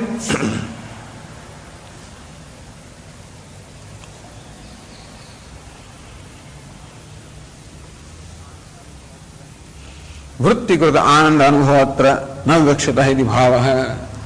વૃત્તિકૃત આનંદ એટલે મનની અવસ્થા રૂપી જે આનંદ છે એ આનંદ આમાં વિવક્ષિત નથી, પરંતુ સ્વરૂપભૂત આનંદ.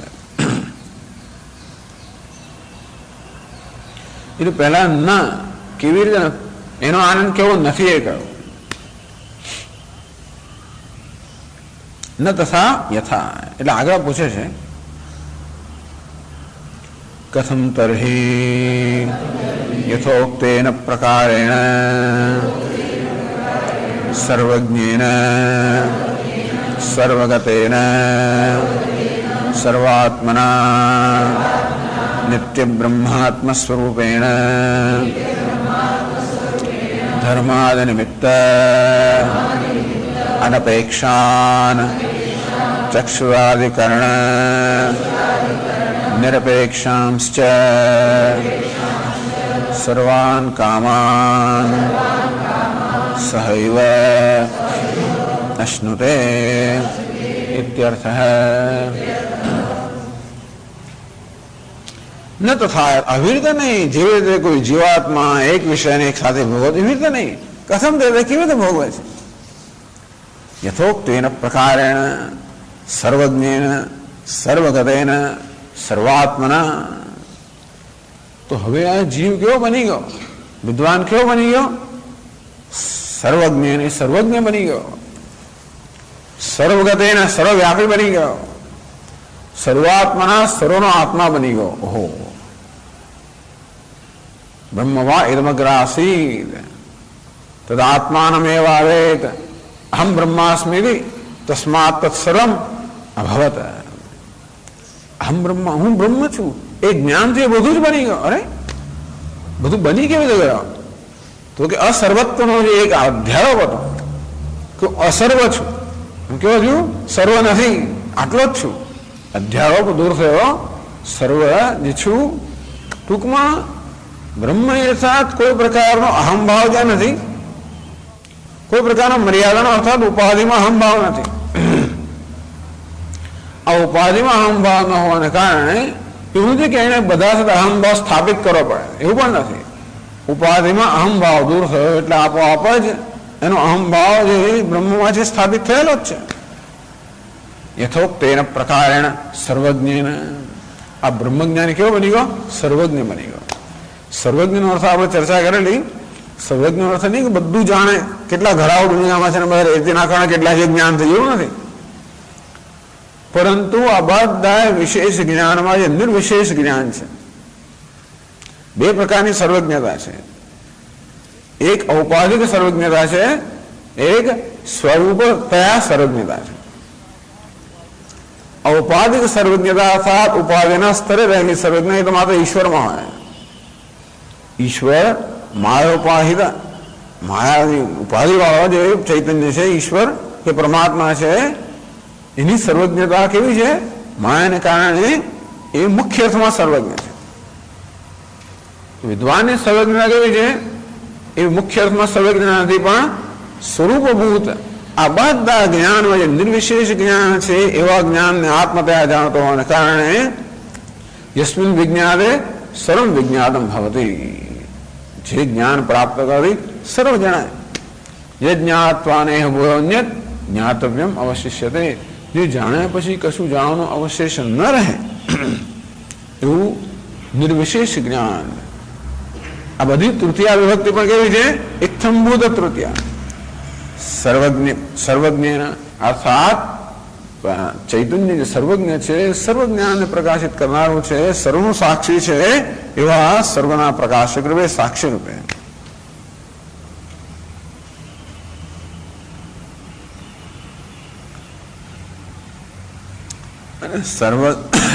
સર્વગતેન સર્વજ્ઞેન સર્વગતેન, વહી આ વિદ્વાન કેવો બની ગયો? સર્વગત, સર્વવ્યાપી. સર્વ પ્રાણી સુખાનુગતેન વિદુષ આત્મભૂતેન, એનો આત્મા વિશેનો ખ્યાલ જ બદલાઈ ગયો. એવું નથી કે કશું બની ગયો છે. વિદ્વાન કે બની નથી ગયો, માત્ર પોતાના વિશેનો ખ્યાલ બદલાઈ ગયો, આટલું જ થયું છે. આટલો જ ફેરકાન, માત્ર પોતાના વિશેનો ખ્યાલ બદલાઈ ગયો, બસ પૂરું થયું કામ. એનો ખ્યાલ પોતાના વિશેનો બદલાઈ ગયો. પેલો જે જલ સૂર્ય કા આદિ પ્રતિબિંબ ભૂત હતો, એને મતલબ સૂર્યભૂત બની ગયો કે હું પ્રતિબિંબ નથી, હું તો બિંબ છું. સર્વગતેન અર્થ સર્વવ્યાપ્ત, સત્યમ, જ્ઞાનમ, આનંદમ, એ બધું કેવું છે? સર્વવ્યાપ્ત છે, નિર્વિશેષ રૂપે. સર્વાત્મા, તો હું સર્વનો આત્મા છું. સર્વાત્મા એટલે કશાથી ભિન્ન નથી. સર્વાત્મા એટલે કે કશાથી ભિન્ન નથી. તો કોઈ સ્થળ એવું નથી, કોઈ કાળ એવો નથી, કોઈ વસ્તુ નથી જેનાથી એને ભેદભાવનો અનુભવ થાય. કશી વસ્તુ જોઈને મારાથી જુદું છે, મારાથી ભિન્ન છે, તેથી મને મર્યાદિત કરનાર એવી એ વસ્તુ જેને ઉત્પન્ન થતી નથી. આવું જ્ઞાન છે. કોઈ પણ વસ્તુ એનામાં મર્યાદા નામે ઉત્પન્ન ના કરી શકે. અત્યારે તો બીજા માણસની હાજરીમાં એટલે મને એમ લાગે એ જુદો છે, તરત આપણને પેલો દ્વૈતનો ખ્યાલ આવી જ જાય, તેથી બીજા કરતા ભિન્ન છે એટલે મર્યાદિત છું જ. એટલે હું કશું નથી એ પ્રકારનો ખ્યાલ એનો જન્મતો જ નથી. હું જ્યાં સુધી દેહને અહમ માનતો હોઉં ત્યાં સુધી દેહ સિવાયના બીજા બધા દેહ હું નથી નક્કી થઈ ગયો. હા, દયાજી મહારાજ કહે કે ભાઈ એક વસ્તુને મારી કહો એટલે બીજું કશું મારું નથી નક્કી થઈ ગયું. કોઈ વસ્તુને મારી ના કહેતો હોય, કોઈ વસ્તુને હું ના કહેતો હોય, તો બધું જ હું. એટલે કહ્યું સર્વાત્મના, જે પોતાને સર્વનો આત્મા જાણે છે. સર્વગતેના, જે પોતાને સર્વવ્યાપી જાણે છે. સર્વજ્ઞેન, જે પોતાને સર્વનો જ્ઞાતા જાણે છે. સર્વનો દ્રષ્ટા, સર્વનો પ્રકાશક. નિત્ય બ્રહ્માત્મ સ્વરૂપેણ, બ્રહ્મ જે નિત્ય છે, આત્મ સ્વરૂપ છે, એવા બ્રહ્મ સ્વરૂપે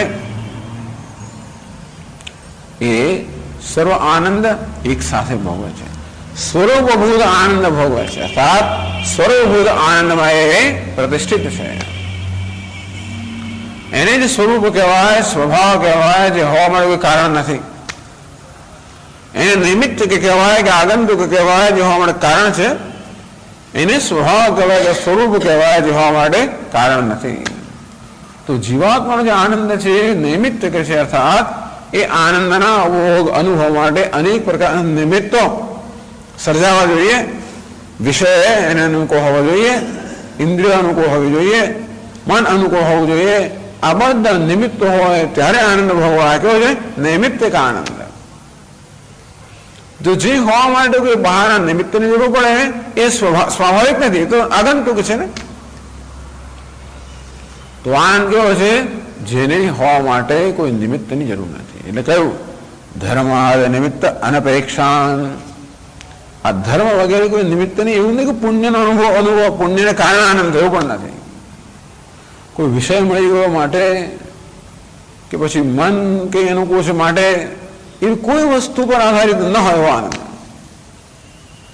ધર્માદ નિમિત્ત અનપેક્ષાન ચક્ષુરાદિકરણ નિરપેક્ષાંશ છે. ટૂંકમાં બહારના વિષય ન પણ હોય, ઇન્દ્રિયો ધારો કે એની કામ ના એવા કરતી હોય, બધા વિષયોમાંથી ઇન્દ્રિયો પોતાના સંકેલી પણ લીધો હોય તો પણ ચક્ષુરાદિકરણ નિરપેક્ષાંશ છે. સર્વાન કામાન સહૈવ અશ્નુતે. અર્થાત બધી જ કામનાઓ કે બધા જ આનંદનો પણ જે નિર્વિશેષ સત્વ છે એ નિર્વિશેષ આનંદ સ્વરૂપે પોતાને જાણે છે. સર્વ વિશેષતામાં રહેલી નિર્વિશેષતા, એનું નામ સર્વાત્મા.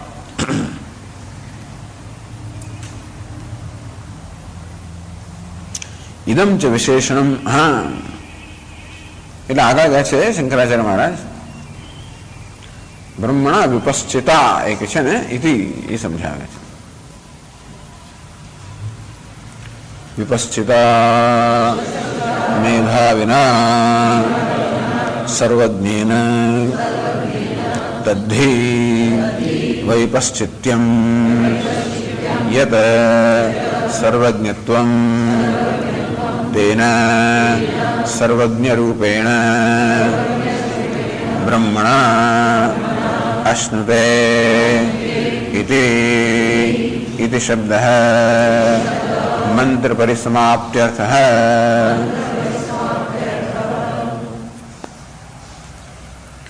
બ્રહ્મણા વિપશ્ચિતા. બ્રહ્મણા તૃતીય વિભક્તિ છે, વિપશ્ચિતા પણ તૃતીય વિભક્તિ છે. એ પણ ઇત્થંભૂત બ્રહ્મ રૂપે વિપશ્ચિત રૂપે. વિપશ્ચિત એટલે શું?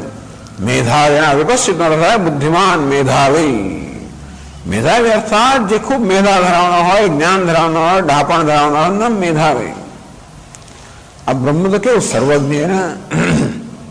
ટૂંકમાં વિપશ્ચિત અર્થાત માત્ર જ્ઞાની કે વિદ્વાન જ પણ સર્વજ્ઞ.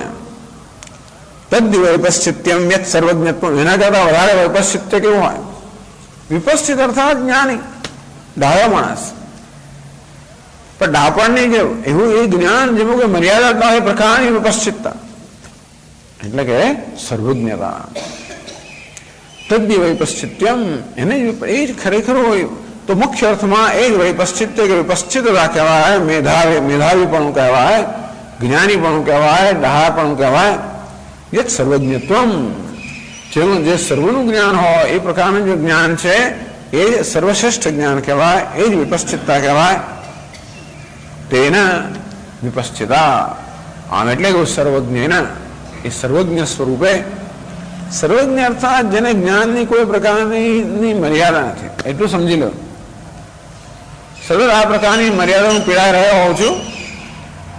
એક તો હંમેશા જ્ઞાનની મર્યાદા કે હું જાણતો નથી, આ ખબર નથી, આ નથી ખબર, એ પ્રકારની એક મર્યાદા હોય છે ને હંમેશા. જ્ઞાન વિશે આપણે આપણા જ્ઞાન વિશે વિચાર કરીએ તો પણ અસંતોષ, આપણા અસ્તિત્વ વિશે વિચાર કરીએ તો પણ અસંતોષ કે હું તો આટલા વર્ષ પહેલા નહોતો, તો કેવું થયું હશે? દાણી કૂચ કેવી હશે? કેવું તેવા દ્રશ્ય કેવું ખડું થયું હશે? આપણે ખબર, હું નહોતો. કે જયારે 2025માં ફલાણું થશે ત્યારે કેવું હશે ખબર નહીં હોવ. એટલે આ પ્રકારે જ્યારે મારા અસ્તિત્વનો ખ્યાલ કરું ત્યારે પણ એક મર્યાદા હંમેશા સાવતી હોય છે કે અસ્તિત્વમાં મર્યાદિત છું. જ્યારે મારા જ્ઞાનનો વિચાર કરું તો પણ એક અસંતોષ હંમેશા હોય કે જ્ઞાનમાં અત્યંત મર્યાદિત છું. જ્યારે જ્યારે સુખનો કોઈ પ્રકારની સિદ્ધિનો વિચાર કરું ત્યારે હંમેશા મર્યાદા સાવતી જાય છે. સર્વજ્ઞતા અર્થાત જેને જ્ઞાનની મર્યાદા સાવતી નથી. બધા સુખનો એક સાથે અનુભવ કરે અર્થાત જેને સુખની મર્યાદા ચાલતી નથી. આપણે સુખ અનુભવતા હોય તો મર્યાદા ચાલતી હોય છે કે બરોબર નથી, પેલા જેવું નથી, તે દિવસ જેવું નથી, હોય તો આટલા જ વખત બસ પૂરું થઈ ગયું, જતું રહ્યું, બસ આટલું જ. આમ બધા અનુભવમાં મર્યાદા. જેને જ્ઞાનની કોઈ મર્યાદા કે મને નથી આવડતું માટે હું મર્યાદિત છું એવું જેને નથી. બસ ભલે ને કશું ના આવડતું હોય, સહી કરતા ચંગોડા છાપ હોય, અંગૂઠા છાપ હોય તોય પણ એને એમ ના લાગે કે હું અજ્ઞાની છું, કે કશા જ્ઞાન વગર રહી ગયો, અધૂરો છું. કોઈક વસ્તુ ન જવાને કારણે અભી તો અમને એ નહીં દેખા, વો નહીં દેખા, એને કારણે અધૂરો છું એવું કોઈ દિવસ ના જોયું, આ નથી જોયું. ઓસ્ટ્રેલિયા જવાનું, ન્યુઝીલેન્ડ જવાનું, 1000 જગ્યાએ જવાનું બાકી છે, અધૂરો છું એવું ના લાગે. એનો નથી નહીં કે ન્યુઝીલેન્ડ ના જાય એવું નથી, પણ જવું જ પડે એવું નથી. જેને જ્ઞાનની અધૂરપ ના જાણે નામ સર્વજ્ઞ, જેને સુખની અધૂરપ ના જાણે નામ આનંદ, જેને અસ્તિત્વનું અધૂરપ ના જાણે નામ સત્ય. સત્ય બસ આટલું જ. એટલે બહુ એવું નથી કે આમ આ કેટલું લાંબુ જીવે એવી લંબા અધૂરપ ના જ, અધૂરપમાંથી જ મુક્ત. તદ્દેવ પશ્ચિત્યમ યત સર્વજ્ઞત્વમ તેન સર્વજ્ઞ રૂપેણ બ્રહ્મણ અશ્નુતે ઇતિ.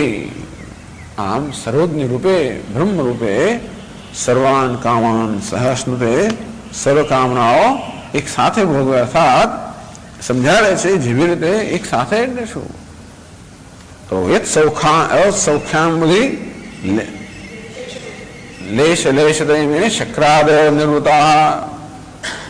સૌખ્યાંબુદુ લેશ લેશતા, જે સુખના સાગરના એક લેશના પણ લેશમાં બ્રહ્માથી માંડીને શકરા ઇન્દ્ર વગેરે બધા દેવતાઓ, ઇન્દ્ર વગેરે બધા દેવતાઓ જગતના બધા પ્રાણીઓ આનંદ જે ભોગવે છે એ કેટલો આનંદ ભોગવે છે. એમને આનંદમાંથી આટલો આટલો બધો સંતોષ થઈ જાય છે, કેટલો આનંદ છે. યત સૌખ્યાંબુદુ લેશ લેશતા, જે સુખના સાગરના લેશના પણ એક લેશ ઇન્દ્ર સંતુષ્ટ છે. ઇન્દ્રના સંતોષ માટે કેટલું જોઈએ, માણસ સંતોષ જોઈએ કેટલો. આ આનંદ અંબુધિના લેશના પણ લેશમાં યત ચિત્તે નિતરામ પ્રશાંત કરને લબ્ધ્વા મુનિ નિર્વૃત. જે પોતાના પ્રશાંત ચિત્તમાં પ્રાપ્ત કરનાર મુનિ અત્યંત નિર્વૃત પૂર્ણ થઈ ગયો.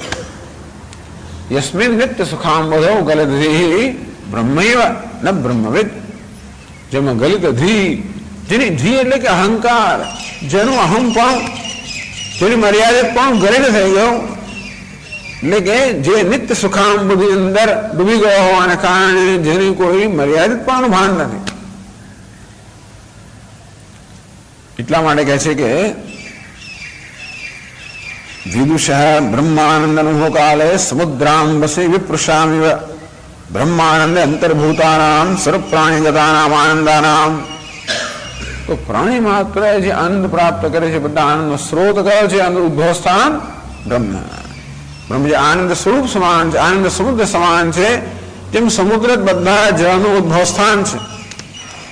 એક અથવા બે ક્યારેક ને કોઈક રીતે બધું જળ સમુદ્રમાંથી આવેલું છે, ભલે વરસાદ દ્વારા આવ્યું, નદીઓ ગમે તે આવી હોય. તેમ જે જગ્યાએ જે કોઈ પ્રાણી જે કોઈ આનંદ માણતો હોય એ બધાનું ઉદ્ભવ સ્થાન બ્રહ્મ જે આનંદ સ્વરૂપ છે. સર્વ સાક્ષી ચૈતન્ય રૂપેણ અશનમ અત્ર વિવક્ષિતમ. અશનમ એટલે શું? ભોગવવું એટલે શું? ભોગવાની પરાકાષ્ઠામાં શું? કોઈ પ્રકારના પ્રયત્ન વગર ભોગવવું, અર્થાત સાક્ષી માત્ર મયા અધ્યક્ષેણ, અધ્યક્ષતા ભોગવે છે. અનશ્નન અન્ય અભિચાકશીતિ. આ જીવ કેવો ભોગવે છે? તયો અન્ય પીપલમ સ્વાદવત્તિ. આ જીવાત્મા છે બિચારો અનેક પ્રકારના ફળ સ્વાદુ એટલે સ્વાદવાળા, બધા જે સ્વાદિષ્ટ નહીં, સ્વાદવાળા અનેક પ્રકારના ફળ ભોગવી રહ્યા હોય. અન્ય પરમાત્મા અનશનન, કોઈ પ્રકારના ભોગ વગર અભિચાકશીતી, એનો ભોગ કેવો છે? અભિચાકશીતી, માત્ર અધ્યક્ષતા, સર્વ સાક્ષીપણું, અધ્યક્ષતા, એ જ આનંદ સ્વરૂપ છે. સર્વ સાક્ષી ચૈતન્ય રૂપેણ વસનમ અત્રમ વિવક્ષિતમ, ટૂંકમાં અશ્નુતે, ભોગવે છે એવો શબ્દ પ્રયોગ ભલે ઉપનિષદ કરતો હોય, પણ ભોગવવાનો કોઈ અનુભવનો કોઈ પ્રયત્ન નથી. અનુભવ માટે કશી કોઈ પરતંત્રતા નથી. એટલે કે સ્વરૂપ એને સાક્ષીતયા અધ્યક્ષતયા એ સર્વ આનંદ અનુભવે છે. ન પ્રકારાંતર, બીજો કોઈ પ્રકાર નથી. ઇત્યસ્ય થર્સ્ય ગમકમ તેન સર્વજ્ઞ રૂપેણ બ્રહ્મણ અશ્રુતે.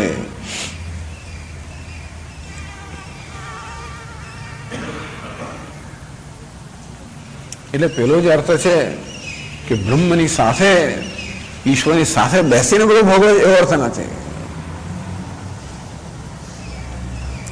એ ભગવાનની સાથે બેસવાનું એટલે કેવી કલ્પના હશે તો વિચાર કરો. ભગવાન જે લોકમાં છે અને એ લોકમાં હું છું, એવું ત્યારે હોય જ્યારે ભગવાન એક ઉપાધિમાં, હું બીજી ઉપાધિમાં, ત્યારે હોય ને. કલ્પના કરો કે ભગવાન જે છે એ લોકમાં હું છું, ત્યાં પણ હું કોઈ પ્રકારનું વ્યક્તિગત અસ્તિત્વ જોવાઈ રહ્યું, તો હું કહું ભગવાન સાથે છું, તો ખબર ને. ભલે ગમે તેની ઉત્કૃષ્ટ ઉપાધિ મારી હોય તો પણ ભગવાન સાથે, એટલે ભગવાન તો નહીં જ. રામેણ સહ લક્ષ્મણ ગચ્છતિ, રામ સાથે લક્ષ્મણ જતા હોય એનો અર્થ કે રામ તો લક્ષ્મણ, રામ તો નથી. કોઈ પ્રકારની ઉપાધિ તો જોઈએ છે. બ્રહ્મ કેવું છે? નિરુપાધિકમ, અશરીરમ વાવસંતમ ન પ્રયાપે સ્પૃશવ.